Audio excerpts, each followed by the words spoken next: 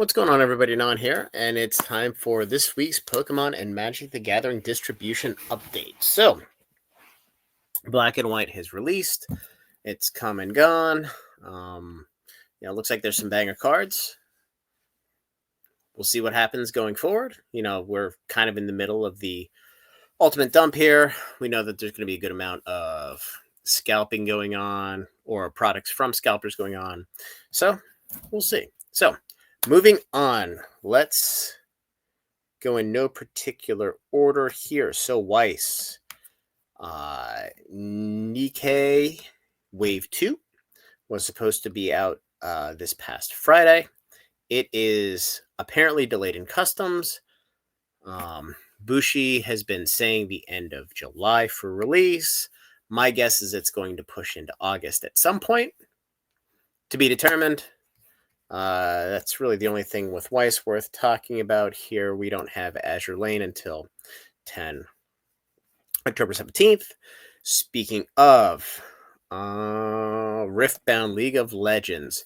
So, I don't know if I've said this before, but they originally had orders open until August, and then they closed orders. I believe they wanted to go to print early. They probably had enough ordered, so they really accelerated closing the window on these. They're also really pushing organized play hard, which, why wouldn't you? So it's going to be interesting to see how many boxes are printed. What do the allocations look like? Obviously, these guys are in all of the majors, plus most of them second tier, I believe. So as soon as I have some information, I'll pass it on to you guys. HoloLive, I think I mentioned that this is actually selling pretty well on TCG Player. I think they're up to like 600-700 boxes that have sold so far. It's one of the biggest IPs in Japan, I believe, from an anime perspective. I don't really understand it that much, but apparently the chicks are streamers or something. I don't know. It's weird to me. Moving on, Gundam. So this is important. So Bandai has come out and basically dictated that you can only get boxes if you're signed up for organized play for Gundam, and that distributor can only give you boxes if you're signed up. You cannot get boxes from any of the other distributors that carry Gundam. Is apparently how it's working. We got a reasonable amount of boxes for the first set. I certainly wasn't disappointed. I wasn't blown away, but it wasn't like 2. But it is coming in 2 waves.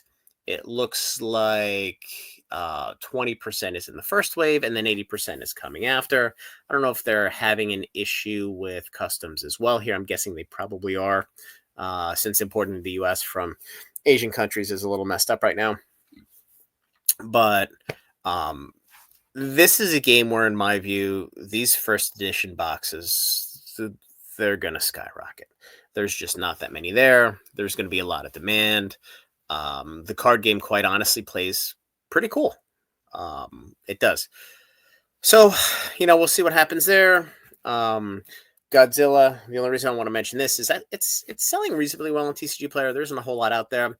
But this is also delayed in customs. I believe it has now landed at the distributors, so it should be shipping out next week.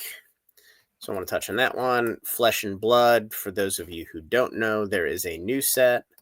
The orders are due, I guess not, 7/29. So I guess the following Tuesday. I have no idea what to think about the set. Now, this would be the 3rd set in a row, where the last 2 sets were executed extremely well by LSS. 3 in a row I've rarely see done by any card game. I know a lot of folks are cautious. I know the last time these heroes were focused on a set, I believe it was Bright Lights. Bright Lights did not do well at all. In fact, I believe it's still available at distribution. So I think there's a little bit of hesitance there. Also, the price of the High Seas boxes is now sitting somewhere around 105. So I mean, look, when you're paying 62.50 or 65 or 67.50, whatever the number is for the box, you can sell them for $100. Not a bad deal at all. So I don't think anybody's complaining. But these things aren't continuing to go up and up and up. Um, like the hunted did, and quite honestly, there is a second wave of hunted that came in. It looks like PhD has a bunch. Now they're obviously limiting, but it's 77.50 a box, and the boxes are only going for 108 now. I think there was a point where the boxes were like 130, 140. So there's that. I'm going to talk about the disaster of the week. As some of you may know, I actually like the Sorcery game quite a bit, but the management team is absolutely horrendous. They're tone deaf in my view when it comes to this stuff. So now all of a sudden they're pushing for organized play. They should have done it 18 months ago when they released beta, but they thought they didn't have to do organized play because their game was too good. And now they have this Dragon Lord box, and this is a 14 card mini box. And my understanding is that the creator of the game, who I have personally spoken to a couple times, in meetings with distribution, basically said, you're going to limit this to one case. One case. Again, this is secondhand. I did not hear this firsthand. You're going to limit this to one case of 10 per store, and you're going to prioritize organized play stores, the stores that run events, which I don't think any stores run events, maybe a handful. So, and Southern and PhD cover Sorcery. My understanding is that the reps were so confused they had no idea what just happened, and the creator of Sorcery basically said, if you don't do this, you're not going to get our product, which is even more head scratching because Arthurian Legends was an absolute dumpster fire. They overprinted. It's still available everywhere. So when the creator of a game is that tone deaf that he thinks he can make demands to distributors when his product just totally shit the bed, it tells you all you need to know about the management of Sorcery. Very well put together game. The art's great. The management team is about as tone deaf as it comes. So anyway, I ordered my 10 from each distributor. I'm sure I'm probably going to get canceled from one because they don't even know what to do. What to do with the takeaway from that meeting. So maybe I get some, maybe I don't. Either way, it doesn't matter. I mean, 10 of these at $35 each. If I can sell them at $100 each, I don't care. So it's just a disaster. And, they have a new set supposedly coming out in October, November. If the execution is anything close to this, it'll be a dead game by the end of the year.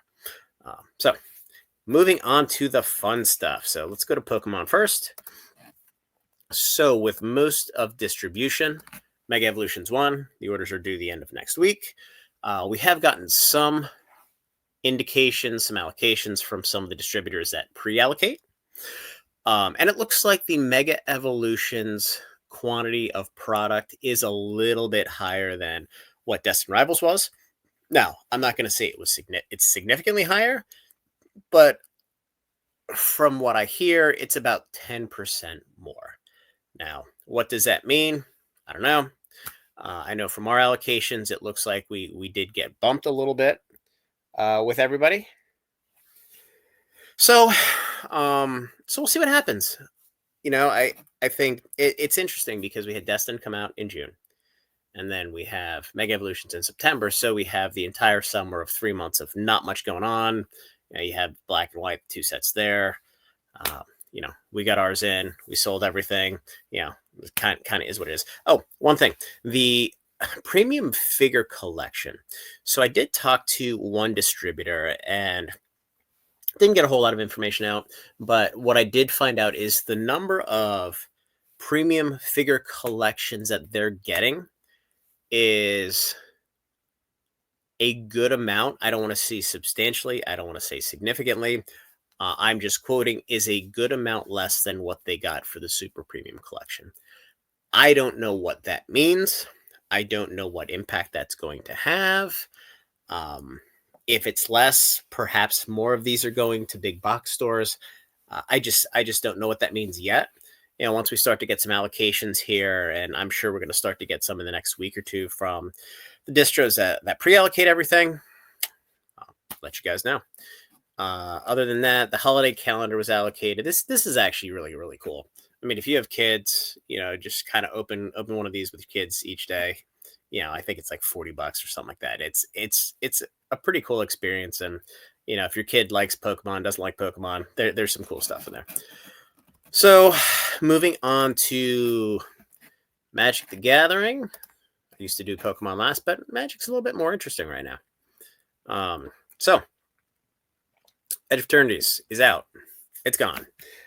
We have pre-release coming up this weekend. Play boxes are about 10% less than what was out there for Tarkir, is what I've heard. Collector boxes are about the same as Tarkir.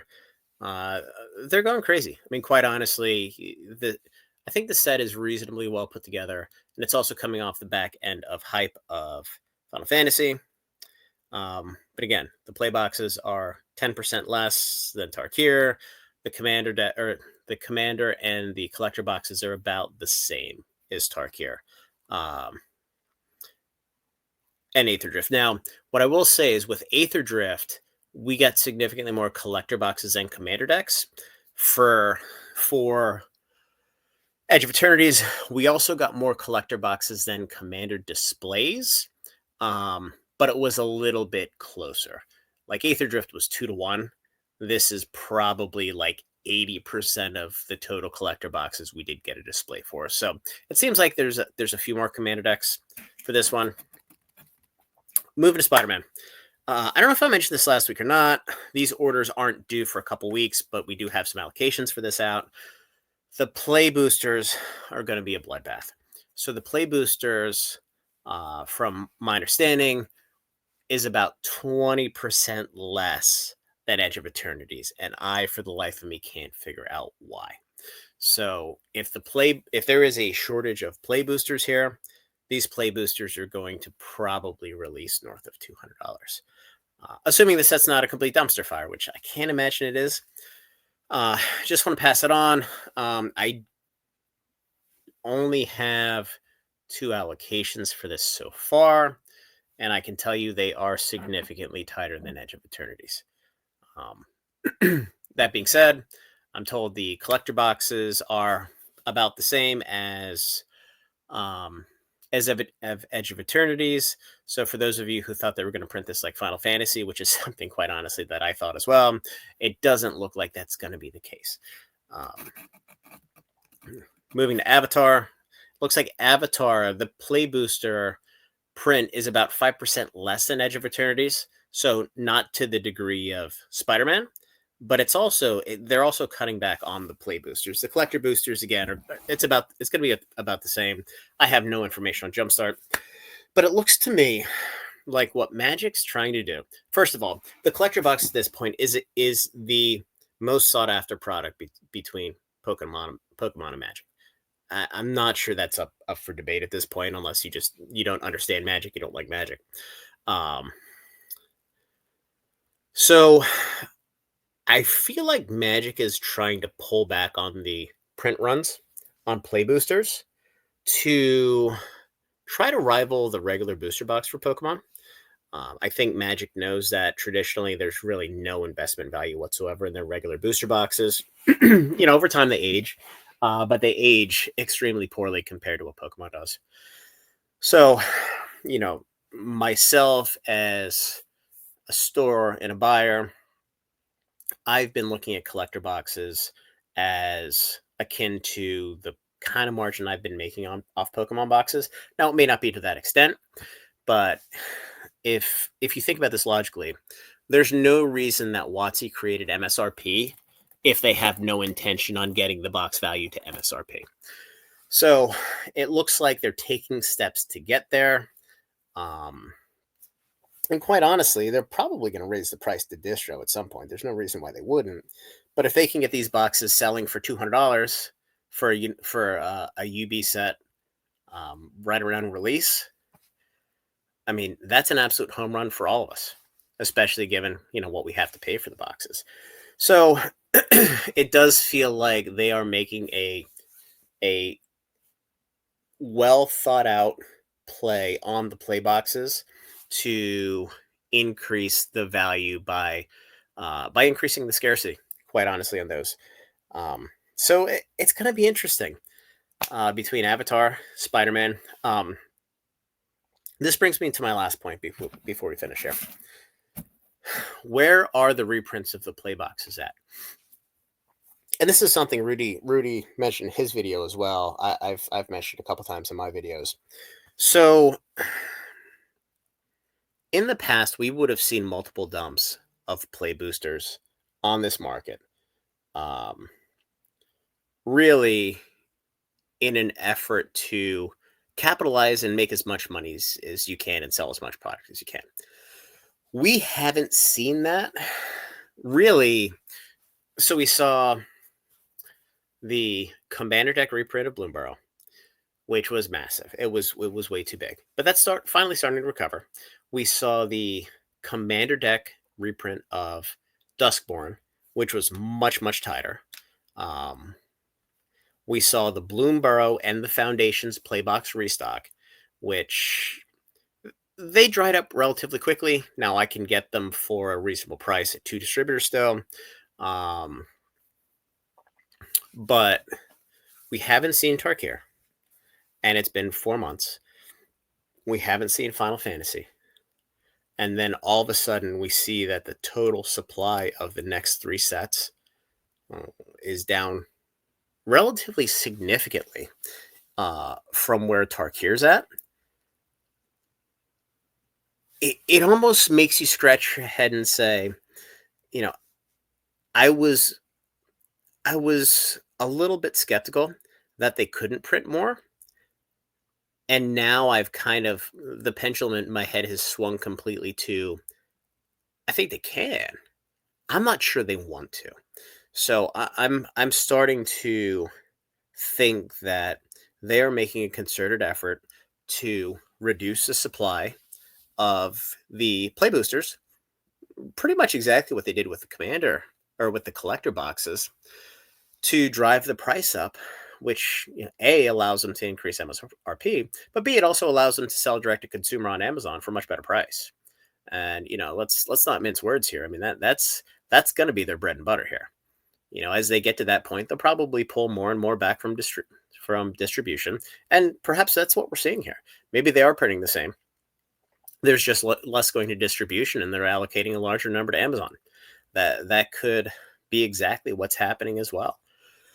But either way, it seems like there is going to be a run on play boxes here, and again, in my mind, I've kind of started to associate them since Final Fantasy with Pokemon boxes, the way Pokemon's going. Now, that's not to say that if you sit on them for 5 years, they're going to triple in price. That's not what I'm saying. What I'm saying is the supply versus the demand imbalance that they're continuing to exacerbate. It's working from a pricing perspective, and it really is increasing the price that the market will bear on the product. Whether that's good, whether that's bad, I'm agnostic. I'm just telling you what I'm seeing and why I think I'm seeing it. So anyway, guys, like, subscribe, join the Discord, and have a great Sunday night.